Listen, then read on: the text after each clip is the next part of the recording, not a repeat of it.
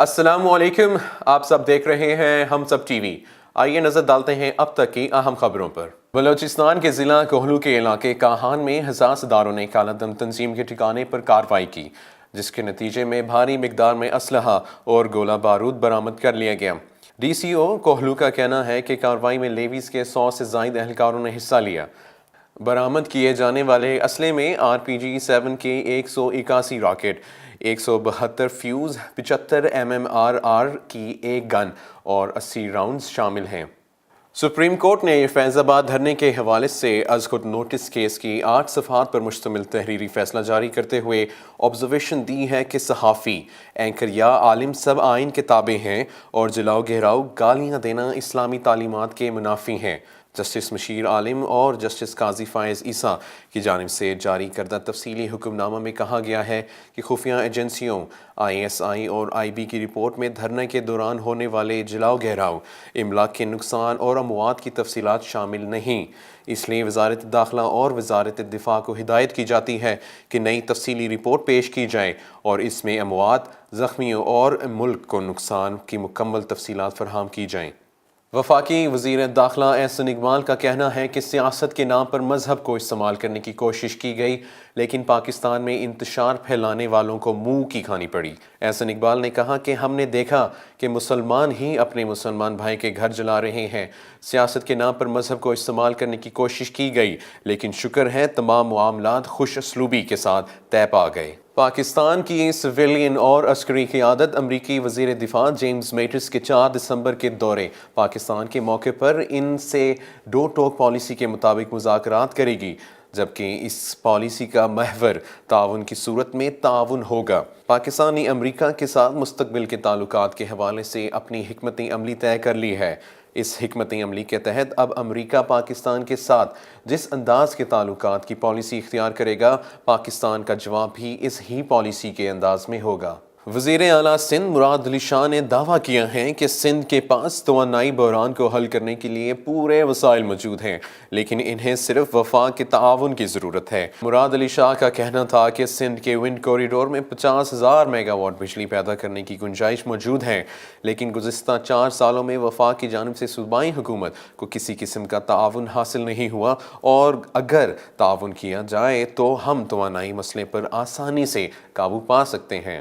سابق وزیر اعظم نواز شریف کی زیر صدارت مسلم لیگ نون کی نئی سینٹرل ایگزیکٹو کمیٹی کا پہلا اجلاس کل اسلام آباد میں ہوگا، جس میں درپیش چیلنجز اور سیاسی صورتحال سے نمٹنے کے ساتھ پارٹی مستقبل اور تنظیمی امور پر مشاورت کی جائے گی۔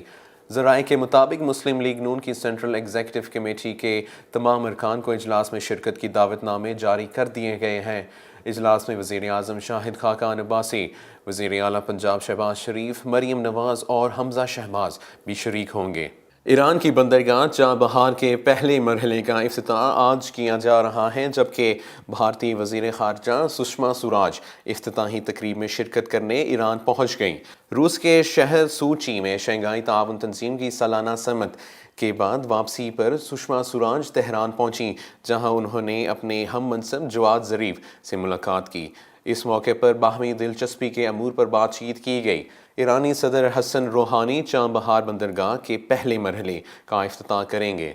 امریکی صدر ڈونلڈ ٹرمپ نے اپنی انتخابی مہم کے دوران اسرائیل میں امریکی سفارت خانے کو تل ابیب سے مقبوضہ بیت المقدس منتقل کرنے کا وعدہ کیا تھا، جسے اب وہ پورا کر سکتے ہیں۔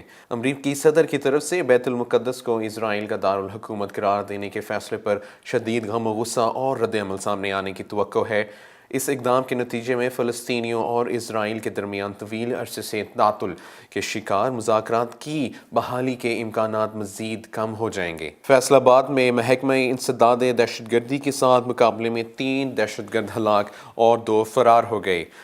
ترجمان CTD کے مطابق فیصل آباد میں خفیہ اطلاع پر ساندل بار کے علاقے میں بائی پاس کے قریب 5 موٹر سائیکل سوار دہشت گردوں کا روکا گیا تو انہوں نے فائرنگ کر دی۔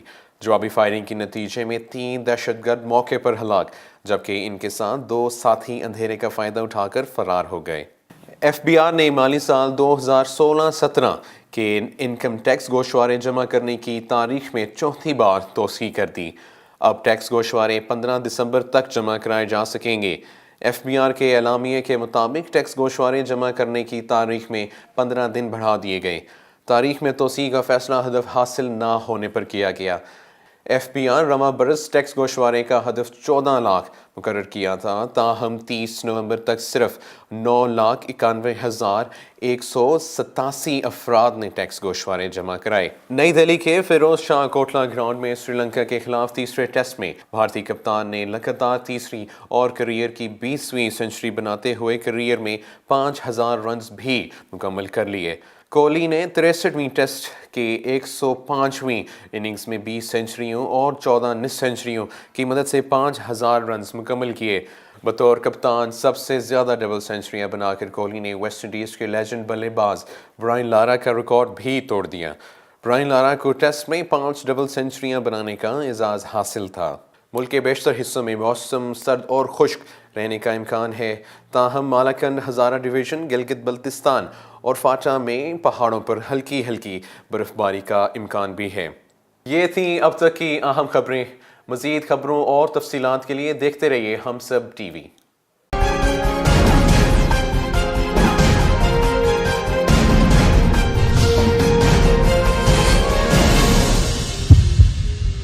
Please subscribe to Hums Up TV and hit the notification icon on the screen to get the latest updates of our channel.